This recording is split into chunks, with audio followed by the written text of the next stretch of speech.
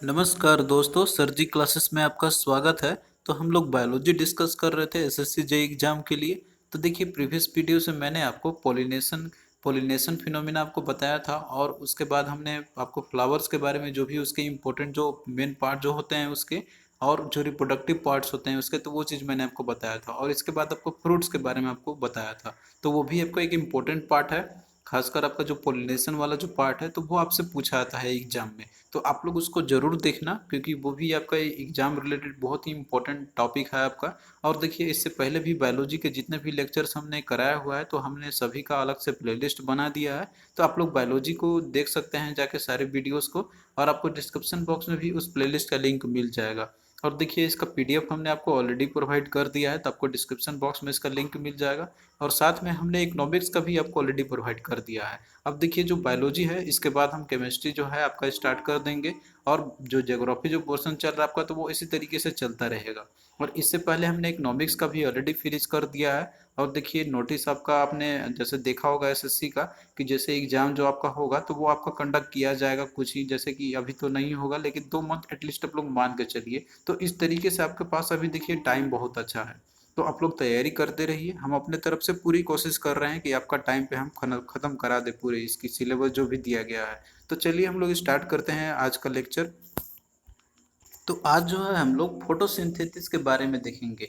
तो देखिए, जो फोटोसिंथेसिस है, तो ये एक तरीका होता है कि जिससे कि जितने भी ग्रीन प्लांट्स होते हैं, तो वो अपना फूड तैयार करते हैं। अब देखिए, जो फूड तैयार करने का इसका मतलब होता है कि ऐसे जो भी ऑर्गेनिजम्स होंगे, या ऑर्गेनिजम्स या फिर कोई भी लिविंग थिंग्स हो गए, या फिर और भी कोई भी जो चीज़ होते हैं जो भी इस धरती पे पाए जाते हैं, जो कि अपने 5 किंगडम क्लासिफिकेशन में आपने स्टडी किया था, जो मैंने आपको ऑलरेडी बता दिया है। तो उनमें से बहुत सारे जो ऐसे होते हैं कि वो अपना खुद से ही भोजन तैयार कर सकते हैं, तो उनको हम लोग बोलते हैं ऑटोट्रॉफ। और कुछ ऐसे भी होते हैं कि जो अपना स्वयं का भोजन वो प्रिपेयर नहीं कर सकते हैं, तो उनको दूसरे के ऊपर डिपेंड करना पड़ता है, तो उनको बोलते हैं हम लोग हेटरोट्रॉफ बोलते हैं हम लोग। तो देखिए, जो फोटोसिंथेसिस का जो फिनोमिना होता है, तो ये जो ऑटोट्रॉफ्स होते हैं, तो उनमें ये सारे चीज जो प्रोसेस है फोटोसिंथेसिस का, ये होती है। तो जिनमें कि अपना खुद से फूड बनाने का क्षमता होता है, या फिर वो अपने तरीके से वो बना सकते हैं बिना किसी के ऊपर डिपेंडेंट हुए ही, तो उनको बोलते हैं हम लोग ऑटोट्रॉफ बोलते हैं हम लोग। और वही जो है फोटोसिंथेसिस प्रोसेस को परफॉर्म कर सकते हैं। तो फोटोसिंथेसिस यदि सिंपल लैंग्वेज में हम बोले, तो ये क्या हो गया, एक तरीके से ये एक फूड बनाने का एक तरीका हो गया, जिसमें कि वो एक लाइट का यूज़ करते हैं। तो यहाँ पे देखिए, जैसे कि इसमें जो इन्वॉल्व होते हैं, तो वो ग्रीन प्लांट्स होते हैं बेसिकली। तो फोटोसिंथेसिस का जो प्रोसेस है वो किसके द्वारा की जाती है, तो वो जितने भी ग्रीन प्लांट्स होते हैं, तो वो सारे इस प्रोसेस को फॉलो करते हैं। तो इसमें देखिए, जितने भी प्लांट्स होंगे, तो वो यहाँ पे जो एनर्जी है, जैसे कि फोटोज आपका यहाँ पे दिया हुआ है, तो इसका मतलब जैसे लाइट होता है, तो यहाँ पे एनर्जी जो हम यूज करते हैं, तो वो सनलाइट एनर्जी का रूप में यूज करते हैं। तो इसी के बाद जो है, वो जो फूड है, यानी कि वो ग्लूकोज का जैसे कि ये प्रोड्यूस करते हैं। और ये देखिए, यहाँ पे जो ग्लूकोज का जो प्रोडक्शन होता है, तो ये कार्बन डाइऑक्साइड और वाटर, ये इन दोनों का कम्बिनेशन के चलते ही होती है। और साथ में ऑक्सीजन के भी जो है इनका फॉर्मेशन होती है बाद में, जो कि रिलीज होते हैं, और ऑक्सीजन से ही है जो पूरी दुनिया चलती है, यानी कि हम ऑक्सीजन लेते हैं अपना रेस्पिरेशन के लिए। तो यहाँ पे देखिए, फिनोमिना किस तरीके से यहाँ पे होती है। तो जैसे कार्बन डाइऑक्साइड है, ये आपको एटमॉस्फेयर में कार्बन डाइऑक्साइड बहुत ज़्यादा मात्रा में प्रेजेंट है, और साथ में सनलाइट है। तो सनलाइट यहाँ पे देखिए, एक तरीके से ये एक यहाँ पे एक कैटलिस्ट की तरफ मान लीजिए ये काम करता है, इसी के प्रेजेंस में है जो फिनोमिना ये होती है। तो अब देखिए, यहाँ पे जैसे कार्बन डाइऑक्साइड है, प्लांट यहाँ पे वो जैसे कि ये बाहर से लेगी, और सनलाइट है, तो ये जब देखिए ये आपका हो जाएगा। और वाटर है, एक आपका वाटर देखिए रूट से आती है पूरे प्लांट में, यानी कि हर तरफ ये जाती है। तो जब ये दोनों का रिएक्शन होगा, तो यहाँ पे जो है ग्लूकोज की फॉर्मेशन होती है। तो ग्लूकोज वो जो है यहाँ पे क्या होती है, वो शुगर का फॉर्मेशन होती है। और साथ में ऑक्सीजन रिलीज होती है। तो यही ऑक्सीजन है कि जो कि लाइफ के लिए, एग्जिस्टेंस के लिए, जितने भी लिविंग ऑर्गेनिजम्स है, तो उनके लिए एक इंपॉर्टेंट रोल प्ले करती है रेस्पिरेशन के लिए। तो यहाँ पे देखिए, जो फॉर्मेशन हुआ ग्लूकोज का, जिसको हम लोग शुगर बोलते हैं, तो ये आपसे ये भी फार्मूला इसका पूछा जा सकता है। तो आप लोग इसको याद रखना है, इसका फार्मूला होता है C6H12O6। अब यहाँ पे देखिए, जो लीव्स होते हैं, तो ये इनको बोला जाता है फूड फैक्ट्री बोला जाता है, क्योंकि यही जो मेन रोल प्ले करते हैं फोटोसिंथेसिस प्रोसेस में। क्योंकि यहीं पे देखिए, जो भी फिनोमिना होती है फोटोसिंथेसिस का, तो वो लिव्स के अंदर में ही होती है, इसीलिए इसको बोलते हैं हम लोग फूड फैक्ट्री बोलते हैं प्लांट का। क्योंकि इसके अंदर में क्लोरोफिल प्रेजेंट रहते हैं, जो कि सनलाइट को ऑब्जर्व करते हैं। अब देखिए जो लिप्स जैसे कि ये सनलाइट को ऑब्जर्व तो करते ही है, साथ में जो CO2 जैसे कि प्लांट ये भी यूज करते हैं, तो जो लिप्स है तो ये भी CO2 को ऑब्जर्व करते हैं डे टाइम में। अब देखिए डे टाइम में क्या होता है यहाँ पे कि लिप्स के अंदर में स्टोमेटा प्रेजेंट रहती है, तो जब लाइट इनके ऊपर जैसे ही पड़ेगी, जैसे कि सनलाइट यदि हम बात करते हैं, तो इनका जो स्टोमेटा होता है तो वो ओपन हो जाता है, और फिर इसके बाद जो सनलाइट है यानी कि जो CO2 है वो एंटर कर जाती है लाइट के पड़ने के साथ में ही, और जो वाटर है ये आपका जैसे कि रूट के थ्रू यानी कि नीचे जो मिट्टी रहती है तो वहां से जो है ये स्वेल से ऑब्जर्व करती है। तो अब यहाँ पे जो रिएक्शन होगा यानी कि जो रॉ मटेरियल इनको मिल गया जैसे वाटर और CO2 की जरूरत होती है, तो इसी के बाद जो है लिव जो है सिंथेसाइज करते हैं, अपना फूड फूड प्रिपरेशन करती है, तो इसी को बोलते हैं हम लोग फोटोसिंथेसिस प्रोसेस बोलते हैं हम लोग।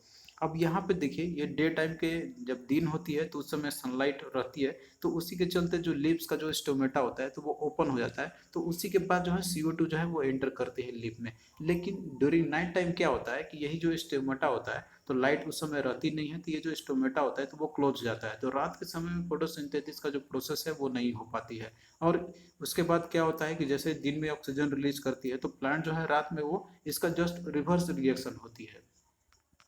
अब यहाँ पे देखिए एक क्वेश्चन पूछा गया था आपका इसी से रिलेटेड कि what is C12H22O11 is also known as. तो देखिए जो C12H22 या O11 है तो ये आपका जैसे रेशियो में दिया हुआ है, तो जब आप लोग से सिंपलेस्ट रेशियो निकालिएगा तो ये आपका शुगर का ही निकलेगा यहाँ पे, तो आपको ये फॉर्मूला भी याद रखना होगा, क्योंकि ये आपका जैसे कि कंपाउंड में आपको दिया रहेगा तो ये आपको जैसे सिंपलेस्ट रेशियो में भी आपको दिया जा सकता है इसका, या फिर आपको और भी इसको मॉलिक्यूल्स में कंबाइन करके दिया जा सकता है। फिर देखिए अगला क्वेश्चन है कि the end product of photosynthesis is a. तो देखिए जो इंड प्रोडक्ट होता है फोटोसिंथेसिस का, कि जैसे कि आपने देखा था फोटोसिंथेसिस में आपका जैसे रॉ मटेरियल इसका कार्बन डाइऑक्साइड और वाटर है, तो ये होते हैं, तो सनलाइट के प्रेजेंस में यहाँ पे क्या होती है शुगर की फॉर्मेशन होती है। तो इस तरीके से देखिए जो इंड प्रोडक्ट होता है इसका वो क्या होता है, एक कार्बोहाइड्रेट की फॉर्मेशन होती है। तो राइट आंसर इसका क्या हो जाएगा, ऑप्शन ए हो जाएगा, क्योंकि देखिए कार्बोहाइड्रेट के ये टाइप ही होते हैं बहुत सारे जो होते हैं इसके, मोनोसेचराइड डाइसेचराइड, तो उन्हीं में एग्जांपल आपका आता है शुगर का। तो देखिए जब फोटोसिंथेसिस होती है तो इसमें जो प्राइमरी प्रोडक्ट जिसका फॉर्मेशन होता है तो वो है कार्बोहाइड्रेट है, जिसको कि हम लोग ग्लूकोज भी हम लोग बोलते हैं इसको, जो इसका टाइप है कार्बोहाइड्रेट का। तो यहाँ पे देखिए रेडॉक्स रिएक्शन की फिनोमिना यहाँ पे अकर होती है। रेडॉक्स रिएक्शन हम लोग किसको बोलते हैं, हम लोग कि जिसमें रिडक्शन और ऑक्सीडेशन दोनों रिएक्शन एक साथ होती हैं तो उसको बोलते हैं हम लोग रेडॉक्स रिएक्शन। तो ये हम लोग केमिस्ट्री वाले जो लेक्चर जो का आएगा तो उसमें हम लोग इसको और अच्छे से डिस्कस करेंगे। तो फोटोसिंथेसिस जो प्रोसेस है ये क्या है, एक तरीके से एक रिडॉक्स रिएक्शन है। तो ये भी आप लोग याद रखना, ये भी आपका मल्टीपल चॉइस क्वेश्चन भी ये पूछा जा सकता है आपका, तो ये भी आपका एक इंपॉर्टेंट पॉइंट आपका बनता है यहाँ पे। तो देखिए यहाँ पे जैसे रिएक्शन जो होता है आपका यहाँ पे कि ऑक्सीजन ऑक्सीडेशन हम लोग बोलते हैं कि जब आपको वहाँ पे देखेगा कि ऑक्सीजन की क्या हो रही है वहाँ पे एडिशन होगा, और रिडक्शन होता है कि जहाँ पे आपको हाइड्रोजन का वहाँ पे आपको दिखेगा कि उसकी एडिशन हो रही होगी। तो इस तरीके से जो रिएक्शन आपका हो रहा है जैसे कि आपने वहाँ पे देखा था ग्लूकोज का फॉर्मेशन का, तो उसमें आपको ये दो फिनोमिना आपको दिखेंगे। तो और ये चीज़ हम लोग आगे भी देखेंगे जब केमिस्ट्री हम लोग स्टार्ट करेंगे। तो यहाँ पे देखिए जैसे O2 का यानी कि ऑक्सीजन का जो यहाँ पे जो ऑब्टेंड होती है वही जो प्रोडक्ट में जो ग्लूकोज के साथ में यानी कि जो आपका कार्बोहाइड्रेट जो बनती है इसके साथ में O2 भी रिलीज होती है, तो ये होता है फोटोलिसिस ऑफ वाटर के चलते। क्योंकि देखिए वाटर भी इसका भी यूज किया जाता है यानी कि जो फोटोसिंथेसिस प्रोसेस के समय में, तो यहाँ पे वाटर का फोटोलिसिस होती है तो उसी के चलते O2 जो है ऑब्टेन होती है। अब नाइट के समय में जैसे कि मैंने आपको बताया था कि जो लीफ के जो स्टोमेटा होते हैं तो वो क्लोज हो जाते हैं जैसे ही लाइट इनके ऊपर में एब्सेंट होती है। तो अब यहाँ पे आप इसका जैसे माइक्रोस्कोपिक व्यू दे सकते हैं, यहाँ पे है इसका जब स्टोमेटा जो है ओपन है तो उस समय CO2 इंटर कर जाती है लिप्स में जो इसके स्टोमेटा रहते हैं, लेकिन जब लाइट नहीं पड़ती है यानी कि नाइट के समय बात करते हैं तो ये जो स्टोमेटा होते हैं तो ये क्लोज हो जाते हैं, तो इस समय CO2 इंटर नहीं कर पाते हैं। तो यहाँ पे आप इसको फिगर में आप यहाँ पे देख सकते हैं। तो देखिए जो फोटोसिंथेसिस का जो प्रोसेस है तो ये तो इसके लिए होने के लिए तो लाइट की जरूरत तो कंपलसरी है, लाइट के बिना ये नहीं हो सकता ये फिनोमिना। तो देखिए जो फोटोसिंथेसिस का जो प्रोसेस है तो ये नेचुरल लाइट और आर्टिफिशियल लाइट ये दोनों में ये संभव हो सकता है। यानी कि मान लीजिए दिन का समय है तो सनलाइट तो प्रेजेंट तो है ही, वो तो नेचुरल लाइट हो गया, लेकिन यदि हम इसको डार्क रूम में रख के यदि वहाँ पे हम लोग लाइट जलाते यानी कि आर्टिफिशियली अरेंजमेंट किया जाए तो उसके थ्रू भी फोटोसिंथेसिस जो है वो प्रोसेस आपका हो सकता है। लेकिन यहाँ पे जो लाइट जो भी आर्टिफिशियल यूज करेंगे तो वो विजिबल स्पेक्ट्रम ऑफ लाइट का होना चाहिए तभी ये प्रोसेस जो है हो सकता है।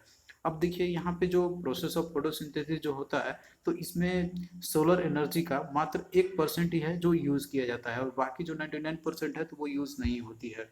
तो ये चीज़ आप लोग इसको याद रखना। अब देखिए जैसे कि मैंने आपको बताया था कि इसको आर्टिफिशियल लाइट में भी फोटोसिंथेसिस प्रोसेस को किया जा सकता है। तो क्या ये सभी कलर में, यानी कि सभी तरह का लाइट में हो जाएगा? तो ऐसा नहीं है। तो जो फोटोसिंथेसिस का जो प्रोसेस होता है, यानी कि जो इसका रेट ऑफ जो फोटोसिंथेसिस जो होती है, तो वो मैक्सिमम आपका रेड लाइट में होगा। यानी कि यदि आप बंद कमरे में रेड लाइट आप कर दीजिए, अरेंजमेंट कर दीजिए वहाँ पे एक तरीके से, तो उस समय सबसे ज़्यादा जो होगा फोटोसिंथेसिस का प्रोसेस उस लाइट में होगा आपका। और इसके बाद फिर ब्लू लाइट में होगा, फिर येलो लाइट में होगा, और मिनिमम होता है ग्रीन लाइट में। यदि आप लोग ग्रीन लाइट का अरेंजमेंट यदि आप रूम में कीजिएगा, यदि प्लांट रखा हुआ है, तो फोटोसिंथेसिस का जो प्रोसेस है वो बहुत ही कम होगा। मैक्सिमम किस में होगा? रेड लाइट में। मिनिमम किस में होगा? ग्रीन लाइट में होगा। तो ये दो चीज़ आप लोग इसको याद रखना, ये भी आपसे पूछा जाता है। अब यहाँ पे देखिए एक टर्म आपका आता है प्रोडक्टिविटी का। तो प्रोडक्टिविटी जो है फोटोसिंथेसिस का, ये कहाँ पे होगा? मैक्सिमम कहाँ पे होगा और मिनिमम कहाँ पे होगा? तो देखिए प्रोडक्टिविटी सबसे पहले आप लोग ये समझिए, प्रोडक्टिविटी का मतलब होता है कि कम लैंड और रिसोर्सेज का यूज करते हुए ज़्यादा प्रोडक्शन करना। तो इसी को बोलते हैं हम लोग, प्रोडक्टिविटी बोलते हैं हम लोग। तो देखिए जो फोटोसिंथेसिस का है, यदि प्रोडक्टिविटी की बात करते हैं, तो इसका मैक्सिमम होता है टेरेस्ट्रियल सिस्टम के अंदर में होता है, यानी कि जो लैंड इकोसिस्टम है वहाँ पे इसका ज़्यादा होती है प्रोडक्टिविटी की यदि हम बात करते हैं। लेकिन जो ओवरऑल जो प्रोडक्शन होता है, तो वो मैक्सिमम इसका होता है मैरीन इकोसिस्टम के अंदर में होती है। अब जानते हैं कि जो मैरीन इकोसिस्टम है, यानी कि जो ओशियंस है, तो वो लगभग तो 70% अकेला कवर करता है। तो उस तरीके से मैक्सिमम ओवरऑल तो उसका वहाँ पे होगा, लेकिन प्रोडक्टिविटी वहाँ पे उतनी नहीं होती है जितनी कि लैंड इकोसिस्टम पे होती है। तो ये चीज़ आप लोग दोनों इसको याद रखना। तो आई होप कि जो चीज़ मैंने आपको बताया वो आपको समझ में आया होगा फोटोसिंथेसिस के रिगार्डिंग। अब यहाँ पे देखिए हम लोग क्वेश्चंस करते हैं जो कि आपके एग्जाम में पूछे गए थे इसके। तो यहाँ पे देखिए क्वेश्चन आपका दिया हुआ है कि evaporation of water from leaves of A plant is called, यानी कि जो इवापोरेशन जो होता है वाटर का लीव्स से, उसको हम लोग क्या बोलते हैं? तो इसको देखिए प्रोसेस को बोलते हैं हम लोग ट्रांसपीरेशन बोलते हैं हम लोग। तो ट्रांसपीरेशन ही एक फिनोमिना होती है कि जिससे क्या होता है आपका यहाँ पे कि जो वाटर है लीव्स पर से क्या होती है, उनका इवापोरेशन हो जाती है। तो ये चीज़ आप लोग इसको याद रखना। फिर देखिए अगला क्वेश्चन है कि dash is not essential for photosynthesis. तो फोटोसिंथेसिस के लिए इसमें से देखिए क्या असेंशियल नहीं है? तो यहाँ पे देखिए ऑप्शन आपका दिया हुआ है CO2, सनलाइट और क्लोरोफिल। तो देखिए CO2 तो असेंशियल तो है ही, इसी के चलते यह जो फिनोमिना होती है फोटोसिंथेसिस का और ग्लूकोज की फॉर्मेशन होती है। और साथ में सनलाइट है, तो सनलाइट तो मस्ट है, असेंशियल है, क्योंकि सनलाइट के प्रेजेंस में फोटोसिंथेसिस का जो फिनोमिना होती है। और उसके बाद देखिए क्लोरोफिल है। तो क्लोरोफिल देखिए यही ग्रीन पिगमेंट होते हैं जो रेस्पॉन्सिबल होते हैं फोटोसिंथेसिस के लिए। तो ये तीनों चीज एसेंशियल होते हैं फोटोसिंथेसिस के लिए। लेकिन देखिए जो O2 है, तो ये एक एसेंशियल चीज नहीं होता है फोटोसिंथेसिस के लिए, क्योंकि देखिए O2 है, ये तो फोटोलिसिस ऑफ वाटर के चलते खुद ही प्लांट जो है वो रिलीज करता है बाहर, जो कि एक इम्पोर्टेंट होता है, यानी कि जितने भी ऑर्गेनिजम्स हैं उसको सस्टेन करने के लिए, यानी कि जो रेस्पिरेशन करते हैं। तो इसीलिए जो O2 है ये एसेंशियल नहीं होती है फोटोसिंथेसिस के लिए। तो आई होप कि अब आपसे कोई भी क्वेश्चन आपसे पूछा जाएगा तो वो आप लोग इसको इजीली कर सकते हैं। अब यहाँ पे देखिए एक और क्वेश्चन आपसे पूछा गया था कि प्रकाश संश्लेषण के दौरान, यानी कि इसको फोटोसिंथेसिस हम लोग इंग्लिश में बोलते हैं, कि इसके दौरान पौधे जो हैं डैश ऊर्जा का उपयोग करते हैं। तो कौन सा ऊर्जा का उपयोग करते हैं? तो देखिए इसका राइट आंसर आपका क्या हो जाएगा, इसका ऑप्शन 4 आपका हो जाएगा सौर सौर ऊर्जा, यानी कि सोलर एनर्जी का यूज करते हैं ये फोटोसिंथेसिस प्रोसेस के लिए। तो ये चीज़ आपको मैंने ऑलरेडी बता दिया है कि सनलाइट के प्रेजेंस में यह जो फोटोसिंथेसिस प्रोसेस होती है, कि जिसमें कि जो लीव्स होते हैं उनका जो स्टोमेटा होती है वो ओपन होती है, और फिर जो CO2 एंटर करती है उसके बाद। तो इस तरीके से सनलाइट जो है ये एक मेन सोर्स ऑफ एनर्जी होती है फोटोसिंथेसिस प्रोसेस के लिए। तो आई होप कि अब आपको पूरे तरीके से अच्छे समझ में आ गया होगा फोटोसिंथेसिस का जो फिनोमिना है। तो इतना यदि आप लोग कर लेते हैं फोटोसिंथेसिस के बारे में जो भी चीज़ मैंने आपको बताया हुआ है, तो आपको इससे और एडिशनल चीज़ कुछ पढ़ने की ज़रूरत नहीं है। आपका क्वेश्चन जो है इससे बाहर आपका नहीं पूछा जाएगा फोटोसिंथेसिस से रिलेटेड। तो आपको कैसा लगा ये लेक्चर आप लोग कमेंट करके जरूर बताना। और देखिए इसके बाद आपका एक लेक्चर और बायोलॉजी का रहेगा जिसमें हम लोग एनिमल किंगडम डिस्कस करेंगे। तो इसके बाद आपका फिनिश हो जाएगा, फिर हम लोग इसके बाद केमिस्ट्री स्टार्ट करेंगे। तो आपसे बस एक ही रिक्वेस्ट है कि आप लोग वीडियो को अधिक से अधिक शेयर करना अपने फ्रेंड्स के अमोंग में, ताकि देखिए हमें भी मोटिवेशन से मिलता है। तो चलिए फिर मिलते हैं नेक्स्ट वीडियो में। और देखिए इसका PDF हमने आपको ऑलरेडी प्रोवाइड कर दिया है, आपको डिस्क्रिप्शन बॉक्स में लिंक मिल जाएगा, तो आप लोग वहाँ से जाके इसको बाय कर सकते हैं। तो चलिए दोस्तों मिलते हैं नेक्स्ट वीडियो में, तब तक के लिए बाय।